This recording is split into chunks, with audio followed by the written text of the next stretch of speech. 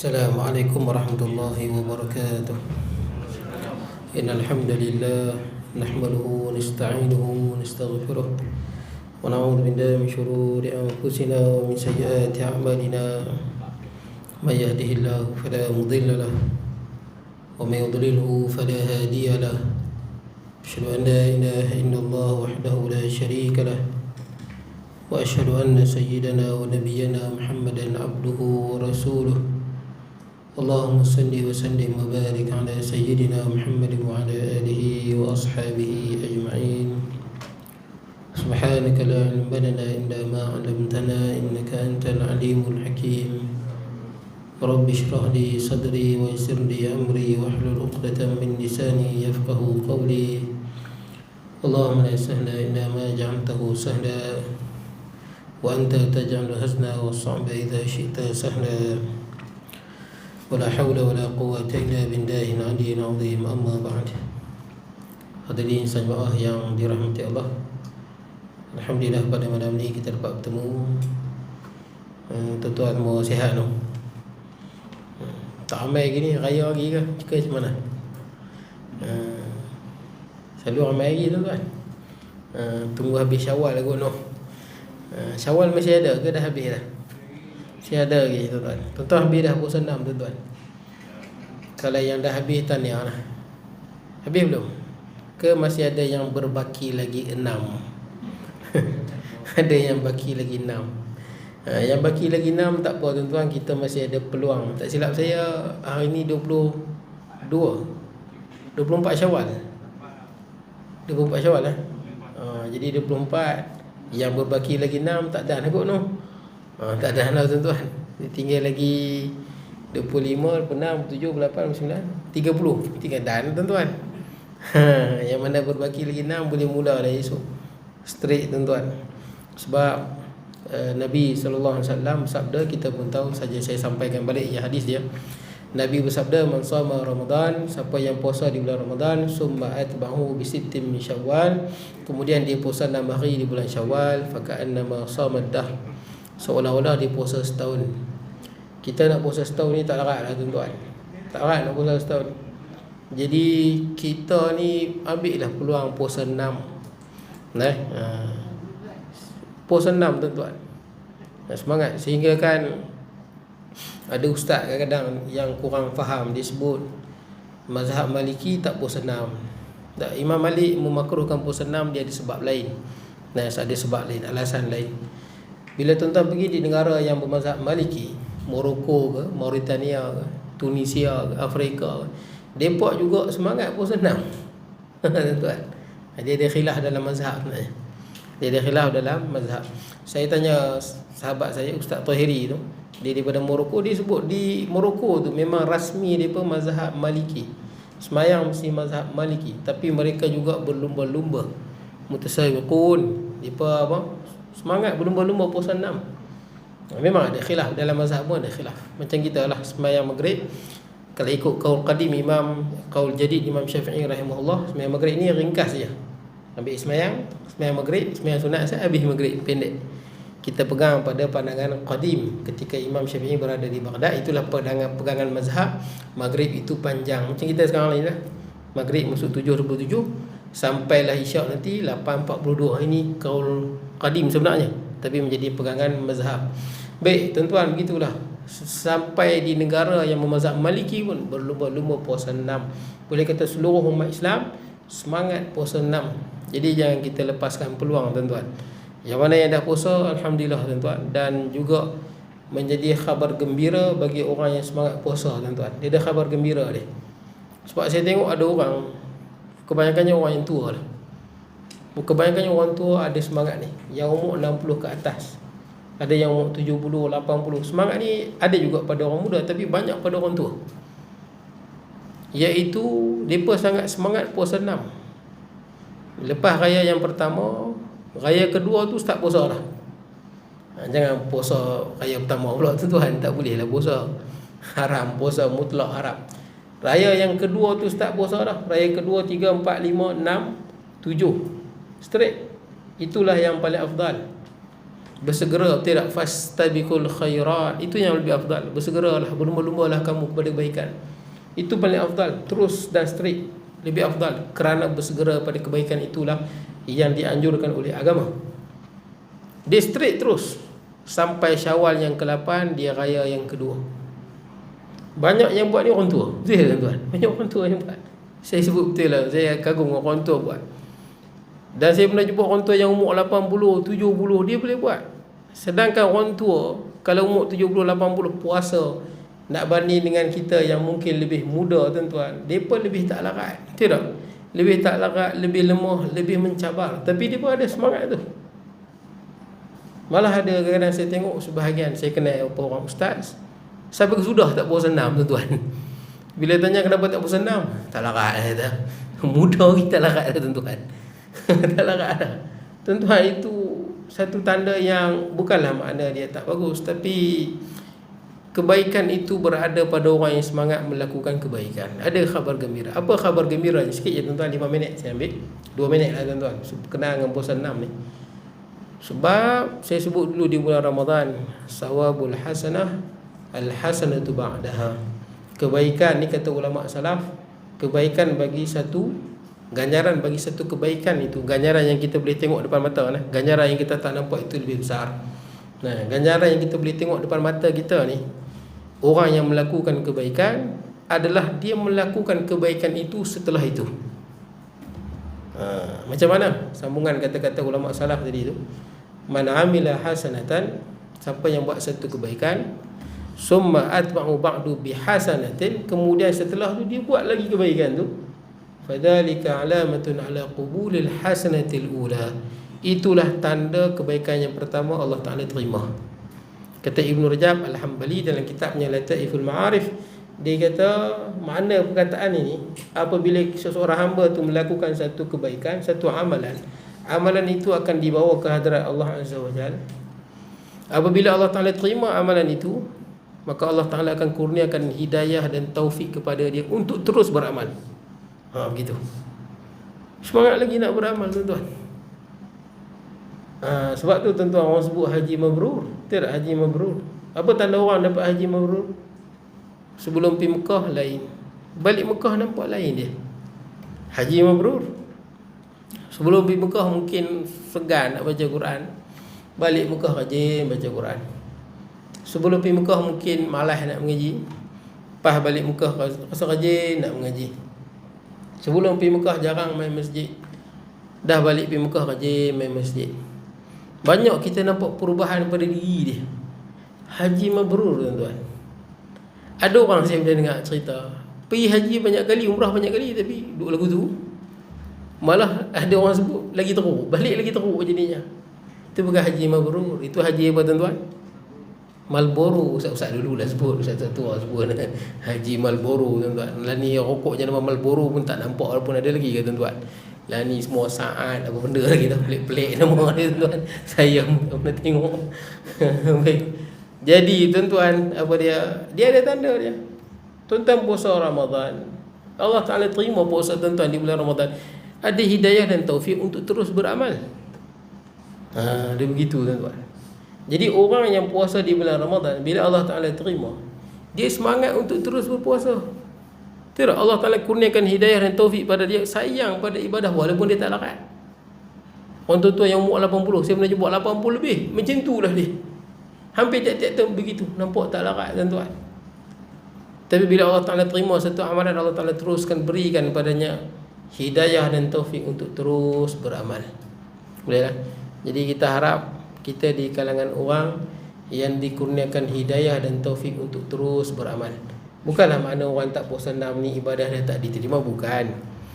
Terima tak terima hanya Allah Ta'ala yang tahu. Tapi saya nak cerita orang yang puasa 6 ni ada berita gembira.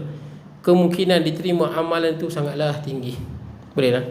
Jadi yang mana belum puasa 6 boleh lah pelan-pelan tuan-tuan. Masih ada lagi 6 tuan-tuan. Mana berbaki lagi 6 boleh start esok. Tapi jangan buka straight tu. Straight. Kalau selesai dah puasa 6. Allah tuan-tuan, 6 hari je pun tuan-tuan. Baik tuan-tuan, kita berhenti di mana? Kita ingat tak kitab kita? Yang ada kitab seorang, dua orang.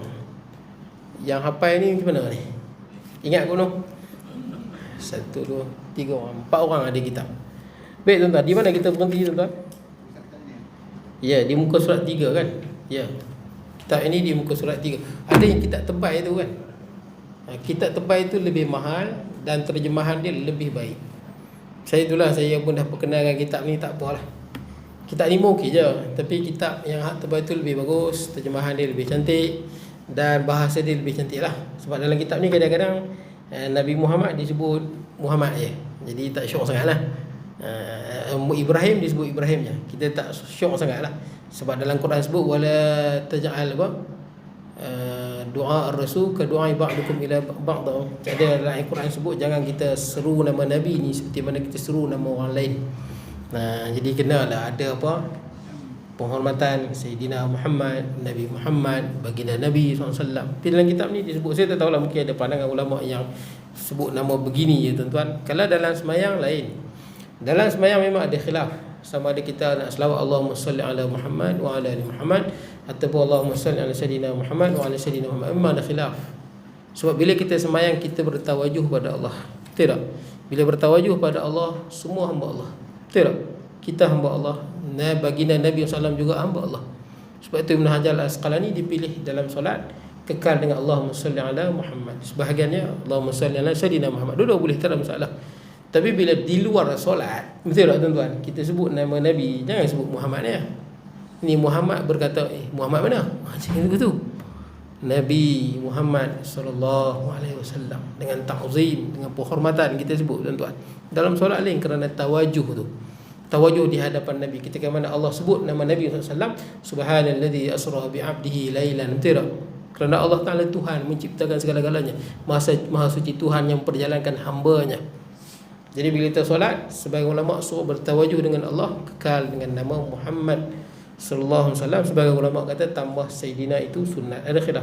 Tapi di luar kita Nabi Muhammad lah, jangan sebut Muhammad saja tuan-tuan. Jadi dalam kitab ni tuan-tuan, kita berhenti di muka surat 3. Di mana? Satu puak lagi himyar, betul tak? Baik. Jadi saya sikit yang benda yang kita lepas kita bincang ni, kita masih di permulaan kitab. Jadi permulaan kitab, Syekh Safiur Rahman Al-Mubarakfuri rahimahullah, dia nak jelaskan tentang bangsa Arab. Jadi secara bangsa Arab dan apa latar belakang ni, supaya kita dapat faham kenapa di situlah dipilih baginda Nabi SAW, Nabi yang terakhir di bangsa Arab, bukan di tempat lain. Jadi Arab itu kita dah sebut sebelum ini, Arab itu maksud dia adalah tanah gurun, gersang, kering kontang, yang tidak ada pokok dan air. Itu makna Arab. Boleh tak? Jadi orang yang Arab ni mana yang tuan-tuan tengok Arab Saudi itulah yang macam apa? Macam apa tu? Bentuk tengok Arab Saudi kan? Jazirah Arab tu. Yang mana belah barat dia ada Laut Merah dengan Semenanjung Sinai. Belah timur dia ada Teluk Arab. Belah selatan dia ada Laut Arab sambung daripada Lautan Hindi. Dan belah utara di atas itu ada sebahagian Iraq dan Syria. Boleh tak? Itulah Semenanjung Arab, yang mana sebut dalam buku ni lebih kurang 1 juta suku batu persegi. Itu luas dia. Siapa yang duduk di situ dipanggil suku Arab, suku tanah gersang, kering kontang, dipanggil Arab lah. Dan Arab ni dia ada 3. Arab 3 ada sebelum ni. Pertama Arab kuno. Arab kuno ni Arab dahulu kala. Sama kita orang Melayu, dia ada orang Melayu kuno dulu. Tedaan orang laut dengan bukan laut dan sebagainya lah tuan-tuan. Yang lama dah duduk di semenanjung tanah Melayu ni lah. Jadi Arab kuno ni antara yang terkenalnya Ad, kaum Samud yang dihancurkan tu kan. Kemudian Tasam, Jadis, Imlaq, itu Arab kuno. Kemudian Arab asli. Arab asli ni pure Arab, tak ada campur mana-mana. Ini daripada keturunan Ya'rub bin Yashjub bin Qahtan. Dia juga dikenal sebagai Arab Qahtaniyah, kita boleh sebut dah. Kemudian Arab Kacukan, yang ni daripada Nabi Ismail AS. Sebab apa? Nanti dicerita nanti pasal Nabi Ismail itu Nabi Ismail itu keturunan dia bercampur dengan Nabi Ibrahim, bukan bangsa Arab. Nabi Ibrahim bukan bangsa Arab. Cuma Nabi Ismail kahwin dengan orang Arab, puak Jurhum. Daripada anak Nabi Ismail ada 12 orang, jadinya suku bangsa Arab yang sekarang ni lah, yang bertebaran di semenanjung tanah Arab. Jadi Arab Kacukan, sebab Nabi Ibrahim bukan daripada suku orang Arab. Baik. Kemudian Arab asli ni tempat asal daripada Yaman. Ingat, Yaman itu memang tempat Arab asli lah, pure Arab, berasal daripada Yaman. Ada dua suku yang besar, Himyar dan Kahlan. Himyar, Zaid, Jamhur, Quda dengan Sakasi. Kahlan ada banyaklah, Aus, Khazraj, Judam, Azad dan sebagainya. Ini kita sebut dah tuan-tuan. Jadi kita tengok untuk malam ni tuan-tuan, kita cerita bab suku Himyar. Sebelum ni kita cerita bab suku Kahlan yang ada daripada Yaman, kemudian pergi ke satu tempat, kemudian lesak dan sebagainya. Kemudian kita tengok suku Himyar tuan-tuan. Himyar ini juga daripada suku Arab asli, pure Arab. Arab pure, tak campur dengan mana-mana suku. Baik. Qala musannifu rahimahullahu taala wa nafa'ana bi ulumi fid darain, kata pengarang, satu puak lagi ialah Himyar. Dikenali sebagai Qudaa, juga keluar meninggalkan Yaman dan tinggal di Samawa, daerah separuh gurun di sempadan Iraq. Asalnya Yaman, asalnya keluar duduk di sempadan Iraq. Susu galur Arab kacukan. Ini masuk Arab kacukan pula, iaitu Arab yang kebanyakan yang ada sekarang ni lah, yang mana lahir Nabi Ismail kahwin dengan perempuan Arab, Jurhum. Dan Nabi Ismail ini ayah dia Ibrahim bukan Arab, dan ibunya Hajar juga bukan Arab. Hajar adalah daripada orang Mesir. Nanti disebut tuan-tuan cerita tentang Hajar. Hajar ni eja dia bukan Hajarun, Hajarun batu tuan-tuan. Eja Hajar ni adalah ha bulat tu, ha bulat, Hajar, ha alif jim ro, Hajar. Apa makna dia? Wallahu alam, bahasa tu dah pupus, kita tak tahu. Tapi yang pasti makna dia baik. Sama Ibrahim, betul tak kan? Ibrahim, mana tahu makna dia, bahasa dah pupus. Musa, tak tahu makna dia. Kalau dalam bahasa Arab, Musa ni pisau cukong. Takkan Nabi Musa pisau cukong. Bukan pisau cukong, itu bahasa Arab. Boleh lah. Halaqa Musa bi Musa, halaqa Musa lihyatahu bi Musa. Musa cukong misalnya dengan Musa. Panggil apa tu? Sama tuan-tuan. Jadi nak ceritanya Musa yang pertama itu nama dalam bahasa yang kita dah tak tahu, bahasa bupus lah. Musa dalam bahasa Arab adalah pisau cukong. Baik, sama juga Qabil dengan Habil. Eja betul-betul Qabil tu bukan Qabil bahasa Arab, Qabilun. Qabila menerima, Qabilun orang yang menerima, bukan Qabil orang yang menerima. Dia qaf alif ba ya lam, dia ada ya lam. Qabil. Habil pun sama, ha alif ha simpul itu, Habil. Betul. Baik tuan-tuan, kemudian susu galur Arab kacukan bermula daripada nenek moyang mereka, Ibrahim alaihissalam. Ibrahim alaihissalam berasal daripada sebuah bandar bernama Ar dekat Kufah di tebing barat. Ingat, Nabi Ibrahim bukan bangsa Arab, tapi dia tok wan pada Nabi Ismail. Dan Nabi Ismail ini jadi bangsa Arab kacukan lah, sebab dia kahwin dengan suku Jurhum dan berasimilasi dengan puak Arab suku Jurhum di Mekah tu. Sungai Euphrates, El-Furat lah, kalau bahasa Arab El-Furat lah, di Iraq. Cari gali arkeologi memberi sebuah gambaran terperinci mengenai bandar itu, keluarga Ibrahim alaihissalam dan agama semasa serta keadaan sosial. Baik, jadi mula daripada Nabi Ibrahim, berasal di Kufah di Iraq. Sedia maklum bahawa Nabi Ibrahim alaihissalam meninggalkan Ar menuju ke Harran. Harran ni di Syria. Syria. Harran. Terkenal seorang ulama, Ibn Taymiyah rahimahullah. Kontroversi lagi, tapi tak apa, kita sebut rahimahullah. Syekhul Islam Ibn Taymiyah rahimahullah, dia lahir di Harran lah. Sebab tu dia panggil Ibn Taymiyah Al-Harrani. Dia daripada sinilah, di Syria. Baik, dan kemudian ke Palestin. Palestin yang ada sekarang lah. Dan kubur Nabi Ibrahim juga berada di Palestin. Di Palestin, di mana kubur Nabi Ibrahim wallahu alam, tapi tak jauh daripada Masjid Al-Aqsa. Kubur Nabi Musa juga tak jauh daripada Masjid Al-Aqsa. Baik. Dan di situ dia membuat markasnya untuk menyampaikan risalah. Dia menggembara ke beberapa tempat di daerah itu. Apabila tiba di Mesir, dia daripada Iraq ke Syria di Harran, kemudian ke Palestin, kemudian dia Nabi Ibrahim alaihissalam dia bergerak ke banyak negeri lah. Antara yang dia pergi adalah di Mesir. Firaun cuba mengkhianati isterinya Sarah. Tuan-tuan, Firaun ini bukan Firaun yang menentang Nabi Musa alaihissalam. Sebab Firaun ini bukan nama orang, Firaun ini nama jawatan. Saya pernah sebut kat tuan-tuan, kalau di Malaysia kita guna istilah Perdana Menteri ataupun Sultan, betul tak? Perdana Menteri kita Dato' Ismail Sabri, itu jawatan tertinggi, boleh lah, ataupun Sultan lah, betul tak? Kita tak guna Firaun macam Firaun disebut. Mana Firaun pakai Sultan kata. Dia tak sebut. Baik Sultan Firaun, mana ada. Firaun itu jawatan seperti mana Sultan, dia jawatan besar. Dan ada Firaun yang soleh, ya ada. Ada di kalangan Firaun itu yang beriman, ada. Ada dalam kitab tafsir, saya pernah lupa dah tuan-tuan, dalam kitab tafsir mana yang saya baca, itu satu orang pemimpin Mesir yang hebat, dia beriman, dia Firaun, dia beriman.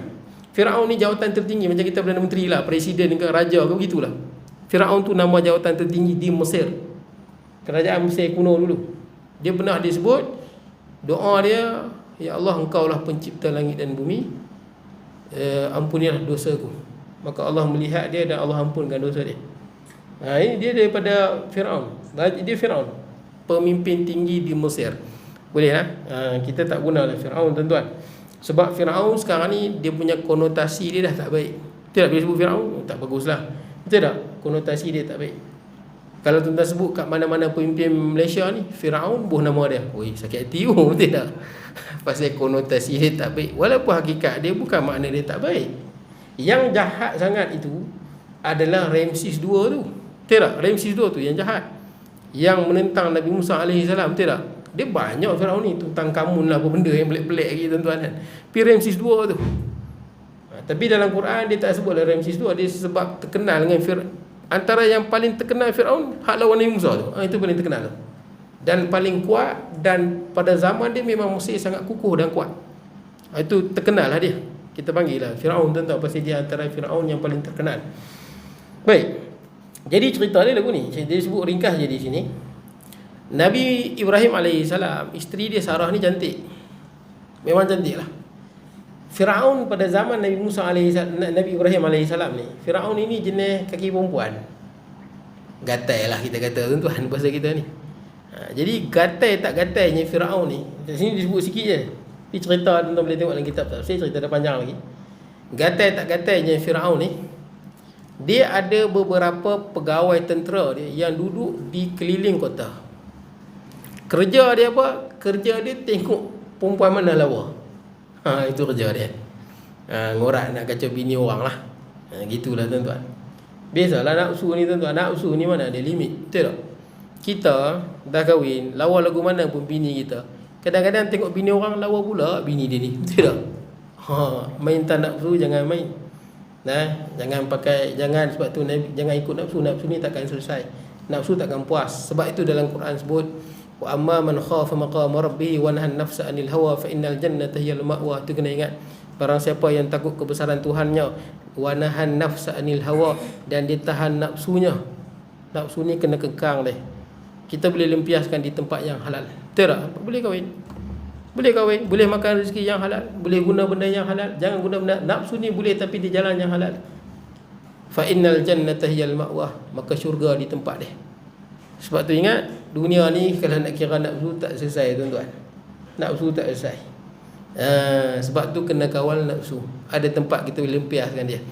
Jadi yang ni kita senang kata Firaun di sini, Firaun yang dia suka memuaskan nafsu seks dia lah, gitulah.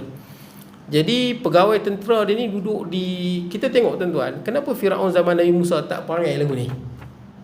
Tuan-tuan, hatta orang yang non-Muslim pun bukan semua jenis gila seks begitu. Dia semua bergantung pada diri kita, cara kita fikir, cara kita nak channel diri kita. Apa yang banyak kita fikir, apa yang banyak kita lihat, itulah yang akan jadi diri kita. Betul tak? Kalau kita suka tengok benda yang haram, tukar fikir benda yang haram, itulah cara kita fikir. Betul tak? Kotorlah jiwa kita. Ada orang bukan Islam yang mana bukan sanggup mati kerana mempertahankan kebenaran, betul tak? Ada. Kerana dia telah memilih untuk dengan akal dia, fikiran dia memilih untuk menjadi orang yang intelektual. Macam Galileo Galilei kan. Bila dia keluar kenyataan, bumi yang keliling matahari bukan matahari yang keliling bumi. Di Oxford tu, tuan pergi di Oxford, masih ada tempat dia dibakar hidup-hidup. Dan pihak gereja minta ditarik balik kenyataan dia, tapi dia tak tarik. Sebagai orang intelektual, Ya, sebab apa? Dalam hidup dia habiskan hidup Galileo dengan mengkaji, tidak melihat kebesaran Allah walaupun dia bukan Islam. Maka dia sanggup mati dengan mempertahankan teori dia. Dan dia dibakar hidup-hidup. Tempat dibakar pun ada lagi di Oxford tu. Malah ramai saintis yang dibakar kerana tak mau tarik balik kenyataan-kenyataan dia bercanggah dengan gereja. Nah, sebab tu saya nak sebut manusia ke mana kita nak bawa diri kita. Betul tak? Nabi, dalam hadis Nabi sebut kullun nas yaghdu, semua manusia itu berpagi-pagi. Semua orang bangun pagi. Islam ke bukan Islam ke? Faba'u nafsahu, maka dia sedang menjual beli diri dia. Famu'tiquha, adakah dia nak bebaskan diri dia?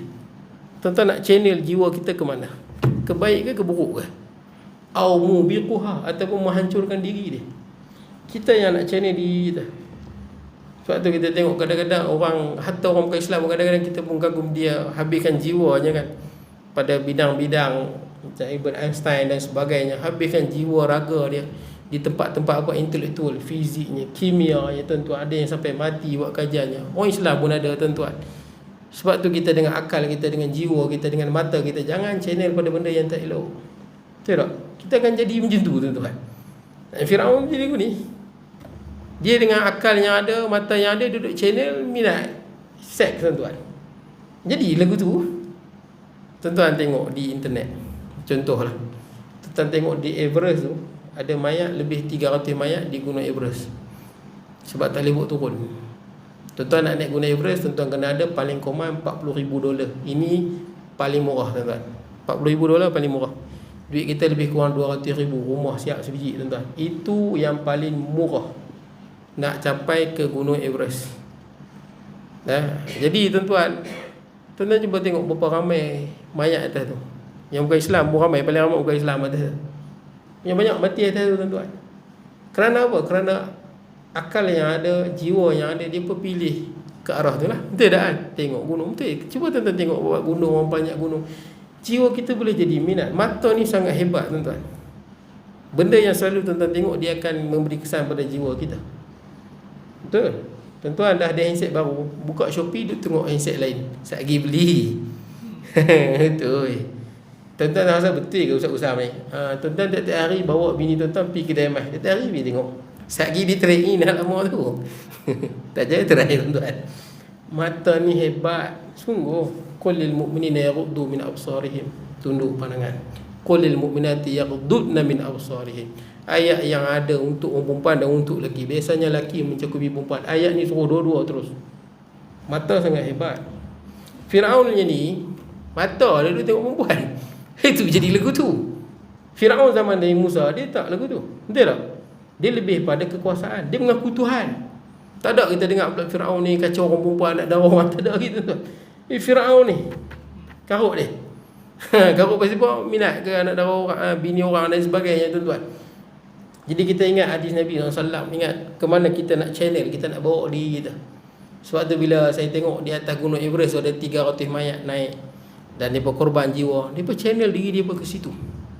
Tuan-tuan, dia channel diri dia. Dan mayat nak bawa turun lagi, tak bawa turun, tuan-tuan. Sebab nak turun mayat perlukan $200,000. Mana nak ada duit, tuan-tuan? Hampir $1,000,000 duit kita, tuan-tuan. Mana nak cari duit? Itu kalau mati di atas Gunung Everest tu, orang tinggal ya, tuan-tuan. Tuan-tuan baca bab Josh Mallory, Erwin yang mulai diperpanjat tu kan. 1924 dia hilang, 1999 baru jumpa mayat dia. Berapa puluh tahun baru jumpa mayat. Sanggup pergi, tuan-tuan, semangat. Nampak? Semangat suka pada gunung. Bila dia channel diri dia ke arah tu, tuan-tuan boleh tengok banyak orang yang hatta orang bukan Islam kan, dia minat benda belik-belik kan. Minat terbang lah, panjat gunung lah, minat terjun dalam air, macam-macam, tuan-tuan. Jangan channelkan diri pada benda yang skop tak elok, tuan-tuan. Boleh ya? Ini macam ni ya. Channelkan diri pada nak memuaskan nafsu dia. Dia lagu ni jadi ya. Tak apa, tuan-tuan. Jadi cerita dia ni, dia punya pegawai dia ni keliling kota Mesir ni. Kerja dia tengok kok ada orang perempuan mana yang lawa. Jadi ketika inilah datang Nabi Ibrahim dengan isteri dia Sarah.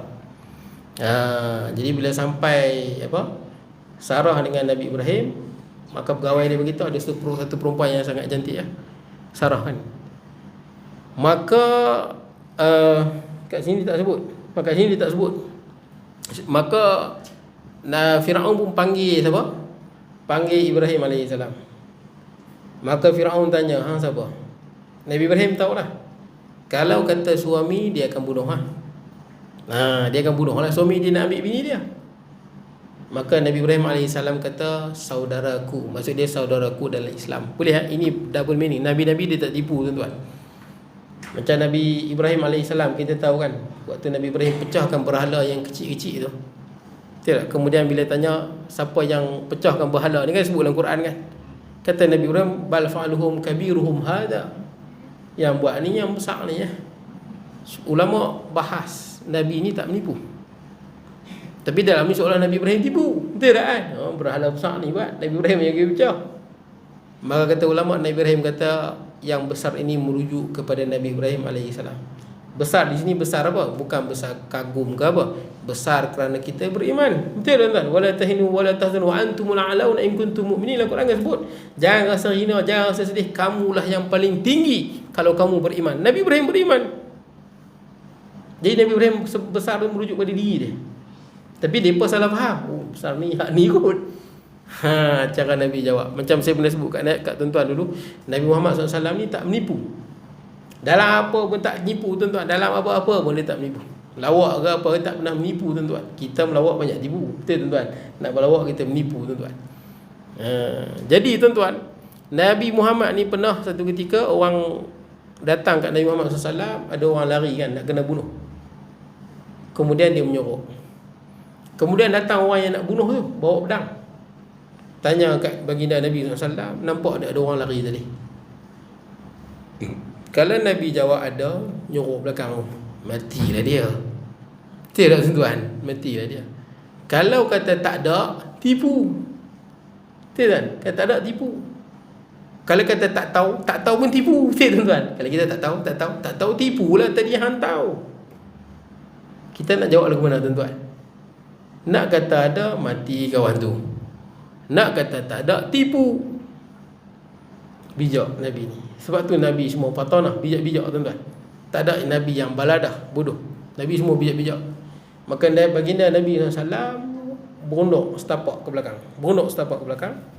Maka Nabi SAW sebut, semenjak aku berdiri kat sini, tak ada siapa lalu, hang seorang.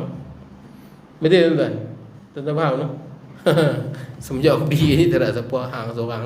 Betul lah, dia bukan runjuk setapak kan, tak perasan kan. Masa kita nak bercakap tu mundur sikit. Dia tak perasan. Oh, bijak tuan-tuan. Boleh lah. Jadi Nabi Ibrahim ni, bila dia Firaun tanya dia, Nabi Ibrahim kata saudaraku. Maksud Nabi Ibrahim saudaraku si-Islam. Betul, isteri kita juga saudara kita si-Islam. Ukhtu apa? Ukhuwah fil iman, ukhwatul iman. Jadi tuan-tuan, Nabi Ibrahim dilepaskan. Tak apalah. Pasal apa? Saudara tak apa kan. Kalau suami dia akan bunuh lah, ataupun ditangkap. Kemudian Nabi Ibrahim pesan kat isteri dia Sarah, supaya sebut benda yang sama. Dia kata dia adalah saudara se-Islam. Saudara se-Islam lah, maksudnya, ataupun adik-beradik lah, adik-beradik iman makna dia. Kemudian bila Firaun nampak Sarah dihadapkan di hadapan Firaun ni, yang kaki perempuan lah tuan-tuan. Firaun yang jahat tu tak buat, ni Firaun kaki perempuan. Jadi tuan-tuan, maka dia nak pergi terekam Sarah. Lawa tuan-tuan. Kawan, yalah, orang dah jadi lagu tu. Betul tak kan? Nak buat pun tuan-tuan, kalau rajin-rajin buka video, baca sikit bab-bab Sami tuan-tuan. Sami di Thailand tu tuan-tuan. Tuan-tuan baca, tuan-tuan pun malu tuan-tuan. Depa tuan-tuan, kad kredit tak boleh ada, rumah tak boleh ada, kereta tak boleh ada, duit tak boleh ada. Tu yang nak jadi Sami tu. Baca cerita depa, masuk buku lagi. Orang buat dokumentari lagi tuan-tuan. Bangun 4 pagi, dah baca kitab. Makan apa tuan-tuan? Yang depa bangun keluar pagi. Kan depa keluar, dah tengok di Thailand ke di Tibet, depa keluar. Tak ada makanan tu kan. Orang bagi-bagi, itulah kumpul makan. Subhanallah. Kita makan buat tuan-tuan. Teringin makan nasi arak malam ni. Pergi cari nasi arak. Bukan tak boleh. Tapi saya nak cerita tuan-tuan, kita channel diri kita ke mana? Betul tuan-tuan? Isteri tak boleh ada. Kita manusia, kita boleh channelkan diri kita ke tempat yang baik. Ada dulu Tok Sami yang buat Shoko Shinbutsu. Shoko Shinbutsu ni, Sami dia bunuh diri dia sebab nak bergabung dengan Tuhan. Kita tak boleh buat. Depa nanti dah, dia adalah cara dia, sebelum dia nak makan tu sebulan dia kena minum ayak je. Lepas tu sebulan minum ayak. Tak boleh makan. Lepas tu sebulan adalah makan sayur tu saja. Dah sampai berapa bulan badan dia dah tak ada apa kuih kering dah. baru dia akan masuk dalam satu patung tu. Dan benda ni telah diharamkan di Jepun, di Tibet semua diharamkan. Jadi dah masuk dalam dia duduk dalam patung tu, bentuk badan dia ada tempat nafas. Katanya nak bergabung dengan Tuhan begitu. Kita minum air sebulan, saya kalau buat minum air sebulan tuan-tuan tak kenal saya. Usah-usah pun ni kita kan. Slim. Jadi tuan-tuan, dia berbuat lagu tu selagi mana dia hidup, dia akan bunyikan loceng. Bunyikan loceng. Bila dah loceng tu tak bunyi, dia tahu dia dah mati ya. Dia tak makan, selama duduk dalam tu dia tak makan sampai dia mati. Maka dia persil semua, tutup, simpan. Dan ada di kalangan mereka yang mereka simpan berpuluh-puluh tahun, bila buka mayat dia tak banyak berubah. Tuan-tuan, lagu mana tu? Dulu kan viral ada satu mayat Tok Sami di Jitra yang tak reput masuk TV. Tahu tak? Lama dah dulu. Mayat Tok Sami di Jitra mereka simpan dalam balang kaca. Kan Jitra kan ada wat siam, pasal Jitra ada satu wat siam besar. Dalam tu dia bersimpan. Bakar dah mayat tu. Setahun dia bersimpan. Memanglah badan kita, mana rosak apa tuan-tuan, dalam badan dia dah tak ada apa. Dah tak ada lemak apa pun tak ada tuan-tuan. Dia ada makan satu getah pokok apa tu, dia memang buang lemak-lemak tu. Jadi nak jadi proses perebutan tu memang kurang lah badan dia. Dia reput kan, tak reput, tapi dia tak busuk tuan-tuan. Pasal satu getah pokok yang dia makan tu. Dalam berbulan dia minum getah tu, dia nak buang segala lemak-lemak yang ada, bernalin ada di badan dia tu. Sampai dia seal tuan-tuan. Kononnya itulah cara nak berdekat diri pada Tuhan. Kita tak mampu buat tuan-tuan. Tapi nak ceritanya tuan-tuan, manusia boleh channel diri dia ke mana dia nak. Pilih jalannya elok. Jadi Firaun ni nak terekam Sarah. Pasal dia itulah kepala otak yang dipikir, itulah mata yang dia tengok, itulah jiwa yang dia penuhi. Bila nak terekam Sarah, bila nak pegang Sarah, tangan dia kaku. Jadi macam kayu. Jadi macam kayu. Bila jadi macam kayu, maka dia kata, dia minta maaf kat Sarah. Tak maaf lah ni, jadi macam kayu tangan dia. Bila dia minta maaf kat Sarah, maka dia minta Sarah doa, dan Sarah pun doa pada Allah, tangan dia elok balik. Bila dah elok, Sarah ni lawa lagi, dia nak terekam lagi tuan-tuan. Teruk betul Firaun ni tuan-tuan. Dengan lagu ni tuan-tuan. Otak mata jangan buat benda yang tak elok. Itulah jadinya. Nak terekam lagi sekali. Nak terekam lagi sekali, keras lagi sekali. Keras lagi tangan dia. Dia pun merayu kat Sarah, tolonglah. Doa lah aku tak buat lah. Doa aku tak buat lah. Duk merayu-merayu, Sarah pun berdoa pada Allah. Okey balik tangan dia. Dah okey, nak terekam lagi. Memang teruk ni tuan-tuan. Teruk semua. Nak terekam lagi, kaku lagi. Tangan dia tak boleh buat apa. Kali ketiga ni dia cakap betul-betul lah, kali ni aku tak buat lah. Ini betul-betul taubat nasuha lah kita sebut tuan-tuan. Barulah apa, dia berdoa dan tangan dia elok balik. Ni dia sebut ni. Nampak ni. Tetapi Allah telah menyelamatkannya dan rancangan jahat Firaun menimpa dirinya sendiri. Dalam kitab ni tak sebut. Saya kena sebut dalam tafsir tuan-tuan, boleh sebut. Mula dia insaf bagaimana pengabdian Sarah begitu kuat terhadap Allah. Dia kagum dengan Sarah. Dan apa dia, ini bukanlah benda yang pelik tuan-tuan. Kalau orang yang jiwa dipenuh dengan Allah, macam Maryam alaihi salam, ketika mana Jibril jumpa dia kan, dia duduk seorang-seorang di mihrab di Palestin tu, Jibril datang seorang. Maryam ni kalau lelaki Nabi dia tuan-tuan. Tak ada orang perempuan yang setara dengan Maryam alaihi salam. Maryam alal itlaq sebaik-baik perempuan. Tak ada orang boleh challenge ni. Perempuan yang apa, pemimpin perempuan di syurga dia ada 4. Dipanggil Sayyidah Nisa'il Ahlil Jannah, penghulu wanita syurga. Antaranya Fatimah, Khadijah, Asiyah dan Maryam. Dan Maryam ijma' ulama alal itlaq, tak ada siapa boleh challenge ni.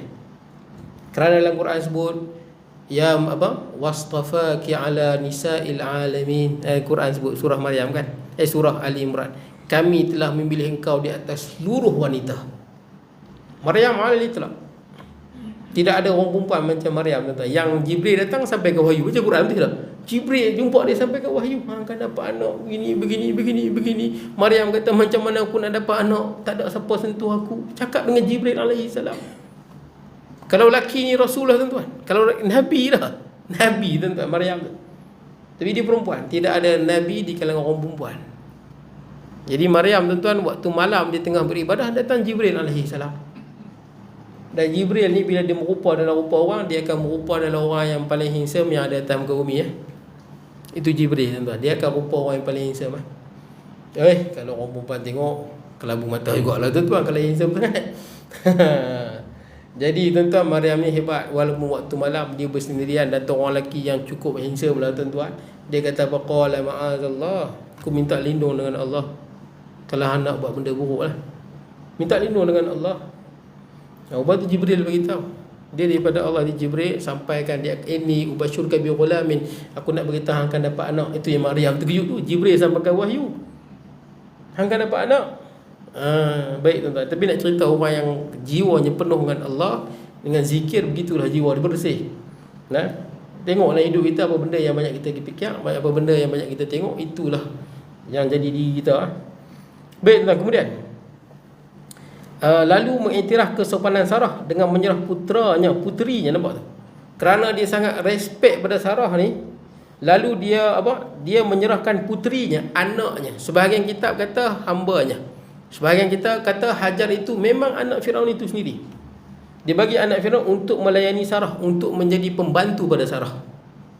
Jadi dia serahkan, Firaun diserahkan anak perempuan dia nama Hajar, jadi pembantu bagi Sarah. Tetapi Sarah menyerahkan Hajar kepada Ibrahim untuk diperisterikan. Hebatlah Sarah tuan-tuan. Ada ke tuan-tuan orang perempuan di dunia ni sekarang? Tak apa orang perempuan saya sebut tuan-tuan tu. Kalau abang berkenal dengan janda belakang rumah tu, bagi tahu lah bang. Jangan marah orang perempuan ni, contoh tuan-tuan. Sayang pergi Pinang kan. Saya ingat dalam mimpi pun tak ada urut. Tapi ada, bukan tak ada, ada. Tapi nak kata 1000 dalam satu, tak ada. 1,000,000 dalam satu pun saya ingat susah kot. Betul kan? Bukan macam dalam filem lain, betul tak kan? Filem ngarut. Tapi ada tuan-tuan, ada orang perempuan sanggup boleh bagi. Ada dulu cerita di Kelantan, masa saya mengaji di Kelantan tu, suami dia nak kahwin dengan orang perempuan tu. Dia bagi, mula-mula pergi jumpa okey, dia bagi. Dia okey lah. Balik rumah, dia pergi simbah asid kat suami dia. Simbah asid ada dulu, barrel kan. Yang mula-mula okey, balik rumah dia marah, simbah asid kat lelaki dia. Saya ada dekat Kelantan, aku mengaji di Kelantan, di Lampuri tuan-tuan. Tapi Sarah dia bagi dekat suami dia untuk diperisterikan lah. Tapi tuan-tuan kena tahu lah, walaupun orang perempuan dia bagi, nanti cemburu tak boleh lari. Nanti kita akan sebut dia berlakunya cemburu. Itu mesti tahu. Dalam isi Nabi SAW pun ada cemburu. Malah ada dua kubu kan. Satu kubu diketuai oleh Sayyidatuna Aisyah radhiyallahu anha. Satu kubu lagi diketuai oleh Ummu Salamah. Ada dua kubu. Isi Nabi ada dua geng tau. Yang selalu bersaing. Lumrah orang perempuan begitulah. Walaupun mula-mula kahwin redha tuan-tuan, sama dengan Sarah, nanti dia akan datang cemburu dia. Sebab tu orang bila tanya Ustaz Azhar Idrus, apakah tip untuk kahwin ramai? Tidak kan? Apakah tip untuk berpoligami? Dulu Ustaz Azhar Idrus disebut, yang terbaru ni disebut tak payah nak nak sangat lah. Betul tak? Nak sangat lah. Sebab lumrah kalau berpoligami, mula-mula perang dunia. Betul tak? Itu lumrah tuan-tuan. Perang dunia, tak percaya tetapi menikah satu lagi. Betul kan? Lumrah yang pertama perang dunia. Saya banyak kali tengok, ada satu cikgu saya kenal, dia kahwin senyap-senyap. Dia guru besar. Ada seorang ustaz tu kahwin dua. Dia pun rasa cabar sebagai guru besar, takkan tak boleh kahwin. Ustaz dia kahwin dua, dia pun ambil ilmu pada ustaz tu lah. Dia tak tahu ustaz tu pun teruk kenal dengan bini dia. Bini dia pergi serang sekolah tu. Tak apalah. Tapi dia menuntut juga dengan ustaz tu. Maka guru besar dia pun kahwin dua, balik rumah pecah habis semua barang kat rumah kan. Perang dunia. Dia kata Ustaz Azhar terus, mula-mula akan perang dunia. Yang kedua, dia perang gerila tuan-tuan, gerila. Ini Ustaz Azhar terus sebut ni. Gerila. Ada peluang tembak-tembak tuan-tuan. Perang gerila, cemburu lah tuan-tuan. Ni pun cemburu lah. Dan dah lama okey sikit, dia akan perang pakai sharpshooter tuan-tuan. Dia tenang ni. Dia cari mana tempat pun nak tembak ni. Sharpshooter pula. Bukan salah orang perempuan. Lumrah hidup cemburu tuan-tuan. Betul tak? Kalau kita tak boleh nak menghadapi benda ni, lupakanlah tuan-tuan.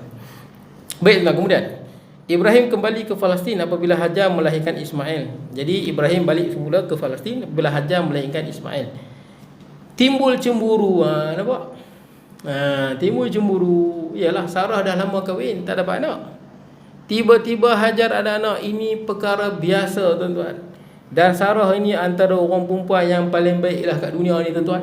Betul tak tuan-tuan? Antara orang perempuan paling baiklah. Dulu, kini dan selamanya antara orang terbaik. Cemburu juga. Sifat manusia tuan-tuan, lumrah. Jangan kita bila kahwin dua, bini cemburu, penampak lagi. Yang ni bukan dia cara dia tuan-tuan. Kita tengok macam mana Nabi Ibrahim menghadapi cemburu tuan-tuan. Timbul cemburu Sarah kepada Hajar, lalu memaksa Ibrahim menghantar Hajar dan bayinya ke sebuah lembah tanpa sebarang tumbuhan di sebuah kecil di Hijaz. Itu bukan Hajar, bukanlah suruh. Dalam kitab mesti tahulah terjemahan. Dia kalau terjemahan yang sebenarnya, Hajar dia tak mau tengok muka Ismail, muka Hajar dengan Ismail, dia cemburu. Takkanlah Hajar suruh bagi mati kat tengah padang pasir tuan-tuan. Tapi Sarah dalam hati dia, dia tak mau tengok Hajar dengan Ismail, dia cemburu. Yalah, dah lama dia kahwin. Bukan senang tuan-tuan kalau boleh kahwin isteri. Pertama, kahwin dua, haram kita kumpulkan isteri di rumah yang sama. Hukum dia haram. Tak boleh kumpulkan sekali kecuali dia redha. Tapi tak payahlah nak redha tuan-tuan. Betul tak tuan-tuan? Nanti tengok tadi abang tuang ayak ni, ayak sayang, abang tak tuang pun. Nanti cawan ni atas kepala tuan-tuan. Jangan. Haram hukum dia. Dia tak redha, tak dikumpulkan sekali di satu rumah. Ada orang duit tak ada, nak kahwin dua, lebih sekali isteri dalam rumah. Hukum dia haram. Baik tuan-tuan, kemudian jadi dia tak mau tengoklah Hajar dekat dengan dia. Sarah tak mau tengok Hajar dengan bayi dia Ismail sebab dia cemburu. Dia dah kahwin betul, dia tak ada anak. Kemudian maka Nabi Ibrahim pun hantarlah di satu lembah tanpa sebarang tumbuhan di sebuah bukit kecil di Hijaz, di pinggir rumah Allah. Ini arahan Allah tuan-tuan sebenarnya. Nanti disebut dalam Quran, ini arahan Allah. Sebab bila Sarah tak mau tengok Hajar dengan Ismail kerana lumrah sifat seorang perempuan cemburu, pertama Nabi Ibrahim tak marah Sarah. Tu lumrah tuan-tuan. Lumrah orang perempuan begitu sifat dia. Cemburu tuan-tuan. Baik. Sebab tu Imam Syafi'i rahimahullah disebut bila ayat Quran kan, macam mana? Fankihu ma tabalakum minan nisa'i masna wa sulasa wa ruba'. Kahwinlah orang perempuan 2, 3, 4. Fa in khiftum alla ta'dilu fawahidah. Kalau rasa tak boleh nak adil ni, cukup satu. Menurut Imam Syafi'i, satu itu lebih afdal daripada banyak. Itu pandangan Imam Syafi'i rahimahullah. Tapi tuan-tuan boleh je nak kahwin lebih, bukan tak boleh. Saya sebut yang mana afdal. Itu menurut pandangan Imam Syafi'i rahimahullah. Baik tuan-tuan, kemudian jadi terdedah kepada tuan-tuan, boleh sikit lagi tuan-tuan ke kena berhenti? Saya nak tanya tuan-tuan, ada ustaz kan ada lebih sikit tak? Ada no? Ada lebih sikit. Gitulah. Sebab ada setengah tempat ustaz bila dia lebih, ustaz bulan depan tak hamai ustaz. Ada tuan-tuan. Pasal lebih. Ni sebut sungguh tuan-tuan. Itu saya kena tanya, takut nanti bulan depan nanti ustaz tak hamai dah ustaz no. Ikut tuan-tuan lah. Boleh lebih no? Saya lebihkan, saya nak ambil perenggan ni ya.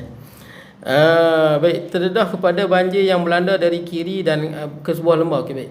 Di rumah Allah terdedah kepada banjir yang melanda dari kiri dan kanan. Jadi di padang pasir ni kalau hujan, sekali hujan lebat, bila lebat dia jadilah banjir. Bila yang kanan tiba-tiba hujan jadi banjir. Bukan di sungai pun, kerana hujan tu.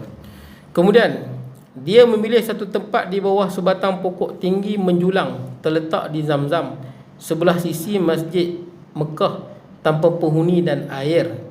Kemudian dia kembali ke Palestin selepas membekalkan mereka sedikit kurma dalam bekas kulit dan semangkuk air. Tidak lama kemudian makanan dan air kehabisan, tetapi dengan kehendak Allah terpancar air untuk seketika buat mereka berdua. Kisah mata air Zamzam sememangnya diketahui umum. Baik, dia sebut ringkas, tapi saya nak sebut sikit tuan-tuan. Boleh tuan-tuan no? Isi lah. Baik. Jadi tuan-tuan, yang pertama, Nabi Ibrahim letak Hajar dengan Ismail ni daripada Palestin tu, hantar naik unta jauh tuan-tuan. Jarak dia lebih kurang 1,500 km. Kita lah ni, kita dah ada RNR, ada highway, kita ada kereta, ada motor. Betul tak kan? Boleh tidur dulu dekat apa? Kat Pak Tam, betul tak kan? Kat Tapah tu kan, kalau sedap bagi tahu Pak Tam, betul tak kan? Dia sebut Pak Tam corner tu. Jadi tuan-tuan, kita boleh berhenti di situ. Itu pun kalau 1,500 km ni, jauh. Betul tuan-tuan, jauh. Bayangkan ini zaman ni tuan-tuan. Tengah padang pasir, ada perompak banyak tengah padang pasir. Tak ada RNR tuan-tuan, tak ada air. 1,500 km ni bukan jarak yang dekat. Ini jarak yang sangat jauh. Kenapa bawa jauh sangat? Sarah ke suruh? Bukan. Ini arahan daripada Allah Azza wa Jalla. Buktinya apa? Bila Nabi Ibrahim bawa Hajar dan Ismail yang masih lagi menyusu kecil ya tuan-tuan. Boleh jadi masa ni pantang pun tak habis ya tuan-tuan. Oh, orang perempuan lemah lah tuan-tuan. Tapi ni ujian tuan-tuan. Semua orang hidup ni diuji. Nabi diuji, kita diuji. Jangan bila kita diuji kita merungut pasal apa aku kena. Bukan pasal apa aku kena. Semua orang kena. Boleh ya? Tak ada kita seorang kena, semua orang kena. Selagi mana kita hidup, ujian itu datang silih berganti. Jadi tuan-tuan, bila bawa sampai di Mekah, bila Nabi Ibrahim nak balik, disebut ni, tidak kan? Tinggal sebekas air dan apa? Kurma sikit. Hajar tuan-tuan, orang tak ada. Nak hidup lagu mana? Saya nak tanya tuan-tuan, sebagai suami lah. Tuan-tuan, apa perasaan tuan-tuan bila tengok isteri dengan anak yang masih menyusu? Kesian kan? Tidak? Kesian, luluh hati. Tak boleh bayang lah tuan-tuan perasaan. Tidak? Tapi kesian. Saya tak tahulah kot tuan-tuan tengok isteri ada anak sama ustaz ada apa pun. Saya rasa tuan-tuan tak pandang lagu tu. Tidak, tuan-tuan akan rasa tengok kesian. Dia lemah baru melahirkan anak. Jadi bayi pun masih menyusu tuan-tuan. Macam kita tengok anak kecil kita lah, macam mana hati kita kan. Kita tak boleh gambarkan. Anak kita baru dah lahir, kita pegang. Tak boleh bayangkan perasaan kita. Orang perempuan pun tahu lah perasaan bila pegang dapat anak. Sayang itu tinggi lah. Jadi bila Nabi Ibrahim nak tinggal, Nabi Ibrahim tak sanggup tinggal. Itu arahan Allah. Maka bila Nabi Ibrahim nak balik, Hajar pegang baju Nabi Ibrahim. Jelah duduk tengah padang pasir. Tak ada orang. Tak ada orang langsung tuan. Memang tak ada orang. Kosong. Dan di sini juga bukti disebut di rumah Allah. Makna dia apa? Kaabah tu dah ada lah. Nah, makna dia Kaabah itu yang mula-mula dirikanlah Nabi Adam. Sebab tu disebut di rumah Allah. Betul tak? Cuma masa tu Kaabah dah runtuh kerana banjir Nuh, zaman Nabi Nuh AS. Jadi Kaabah tu jadi macam longgokan tanah saja. Nah, jadi Nabi Ibrahim, wa idh yarfa'u Ibrahimul qawa'id. Nabi Ibrahim meninggikan balik binaan itu. Tapak tu dah ada. Meninggikan balik binaan. Jadi tuan-tuan, apa dia, bila Nabi Ibrahim balik, Hajar pegang baju. Takkan nak tinggal kami kat sini. Nabi Ibrahim sedih, tak tahu nak kata. Nabi Ibrahim tak pandang Hajar. Pasal apa tak pandang? Oh, tak sampai hati lah. Bukan pasal tak suka, tak sampai hati nak tengok. Tak sampai hati nak tengok. Yalah, tunggu bertahun-tahun nak dapat anak. Dah dapat anak kena tinggal jauh. Jauh sejauh-jauhnya tuan-tuan. Bukan senang nak pi tuan-tuan. Kita kalau 1,500 km pun tuan-tuan nak pi naik kereta pun tak larat tuan-tuan. Ni dah naik unta tuan-tuan. Tengah padang pasir, bukan senang nak main. Pegang Hajar, nak tinggal di sini. Nabi Ibrahim diam. Hajar tanya 3 kali. Sampailah Hajar kata, adakah ini arahan Allah? Kata Nabi Ibrahim, ya. Nabi Ibrahim tetap tak tengok Hajar dengan anak dia. Dalam hati dia tak boleh gambar lah. Sedihnya Nabi Ibrahim dan sedihnya Hajar tu. Tidak tuan-tuan. Kalau kita fikir pasal apa lah nak uji lagu tu. Kadang-kadang orang fikir pasal apa nak uji lagu tu. Tuan-tuan, hidup ni memang darul ibtila. Hidup ni memang tempat kita diuji. Hikmah dia nampak bangsa Arab berkembang biak di tanah Arab. Tidak. Dulu tak nampak, lah ni kita nampak. Bukan semua kita boleh faham apa benda yang berlaku kat dunia. Kita banyak benda tak faham. Kita kena istislam, serah pada Allah tuan-tuan kadang-kadang. Jadi tuan-tuan, Nabi Ibrahim terus pergi tanpa tengok. Pasal lu hancurnya jiwa, sedihnya hati ni. Bila Nabi Ibrahim pergi, sikit tuan-tuan, habis lah, sikit lagi 8:42 lah, seminit 2 lagi habis tuan-tuan. Bila Nabi Ibrahim pergi tu, Nabi Ibrahim duduk di belakang bukit. Dekat, tak bagi Hajar dengan Ismail nampak. Naknya sedih tu Nabi Ibrahim sedih, tak tahu nak kata lah. Dia menyorok dekat dengan bukit kawasan Mekah kan, ada bukit-bukit. Dia menyorok di belakang satu bukit. Di belakang satu bukit dan dia menghadap ke Kaabah. Maksudnya Kaabah ada. Jadi dia memang ada khilaf siapa dirikan Kaabah ni, ada khilaf. Pandangan yang paling kuat kata Syekh Mutawalli Syarawi, yang pertama mendirikan Kaabah Masjidil Haram adalah Nabi Adam AS. Nabi Ibrahim hanya Idyarfa'u Ibrahim, dia meninggikan balik binaan yang dah runtuh. Itu pandangan paling kuat lah. Jadi tuan-tuan, Nabi Ibrahim ni dia menghadap ke Kaabah. Dan Nabi Ibrahim berdoa, tuan-tuan. Dan doa Nabi Ibrahim ni hebatlah. Doa Nabi Ibrahim AS, yang ni kita malu jugalah. Kalau kita tentang mula-mula nak berdoa, kita berdoa apa? Ya Allah, bagilah mereka makan. Tidak makan tak ada. Ya Allah, bagilah mereka tempat tinggal, kemah pun tak ada. Ya Allah, bagilah mereka ni, nanti mereka mati lapang lagu mana. Itu kita fikir dulu. Nabi tak fikir tu. Kita banding, jangan banding diri kita dengan Nabi, dengan para sahabat Nabi pun jangan banding. Langit bumi, tuan-tuan. Nabi Ibrahim doa, tuan-tuan, nak tingginya iman Nabi Ibrahim AS. Nabi Ibrahim doa apa? Rabbana inni askantu min zurriyatin biwadin ghairi zar'in inda baitikal muharram. Wahai Tuhanku, wahai Tuhan kami, inni askantu min zurriyati, aku telah tinggalkan daripada zuriatku. Dan ini berkembang biak orang Arab, tuan-tuan. Biwadin ghairi zar'in inda baitikal muharram, di satu lembah yang tak ada pokok. Apa pokok, tanaman apa pun tak ada. Inda baitikal muharram, di sisi rumahmu yang mulia. Jelas dalam ayat ni Kaabah dah ada, Masjidil Haram dah ada. Maksud dia apa? Masjidil Haram telah dibina oleh malaikat. Ada kata malaikat, kata Nabi Adam, ada kata Nabi Ibrahim. Paling kuat Nabi Adam ataupun malaikat, antara dua tu paling kuat. Kemudian apa kata Nabi Ibrahim? Tak ada mula-mula disebut ya Allah bagilah makan, minum, daripada tak ada makanan. Bagilah tempat tinggal daripada rumah ke, daripada apa, rumah yang elok ke. Tak. Nabi Ibrahim kata apa? Rabbana. Doa yang pertama ni, pertama merintih. Betul tak? Pertama merintih. Dipanggil al-ilha fi doa, merintih dalam berdoa. Allah Ta'ala suka orang merintih. Macam Nabi Ayub AS, dia merintih ya. 18 tahun sakit, Nabi Ayub kata, Rabbi inni massan yadur wa anta arhamur rahimin. Wahai Tuhan, aku disentuh oleh sakit, Engkau lah Tuhan yang paling penyayang. Betul tak? Allah Ta'ala sembuhkan. Dia merintih. Mula-mula merintih. Betul tak? Merintih pada Allah. Itu cara berdoa, tuan-tuan. Rendahkan diri, merintih di hadapan Allah. Jangan doa dalam penuh apa, takabur dan sebagainya.